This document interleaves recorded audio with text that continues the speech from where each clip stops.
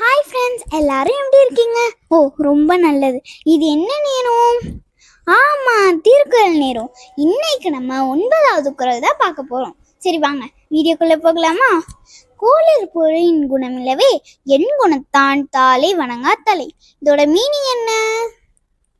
8 குணங்களை கொண்ட இறைவனின் திருவடிகளை வணங்காத தலைகள் புலன்கள் இருந்தும் பயனற்ற பொறிகளை போன்றது. இதுக்கு ஒரு குட்டி கதை சொல்லவா? ஒரு கிராமத்துல அருணா என்ற சிறுமி இருந்தா. அவளுக்கு எல்லா புதிய சாதனங்களும் மிகவும் பிடிக்கும். அவளோட அப்பா அவளுக்கு ஒரு நாள் ஒரு அழகான ரோபோ வாங்கிட்டு வந்து கொடுத்தாரு.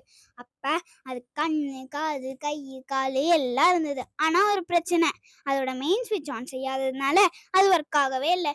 என்னடா இது ஒர்க்கே ஆக மாட்டேங்குதுன்னு அருணா ரொம்ப கவலைப்பட்டா.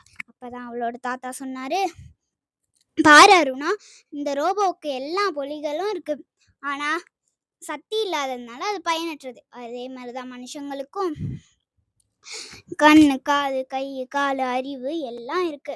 ஆனா நல்லதை உணர்ந்து கடவுளை நினைக்கும் மனம் இல்லைன்னா அது பயனற்றது. உடனே அருணா அந்த ரோபோவோட மெயின் சுவிட்ச் ஆன் செஞ்சா. ரோபோவும் ஆடிப்பாட ஆரம்பிச்சது. அப்ப அருணா அவ தாத்தா கிட்ட சொன்னா, அப்படின்னா தாத்தா, கடவுளை நினைப்பது நம்மளுக்கும் மெயின் சுவிட்ச் மாதிரி தானே? அப்ப அவளோட தாத்தா சொன்னாரு, ஆமாம், நன்றி.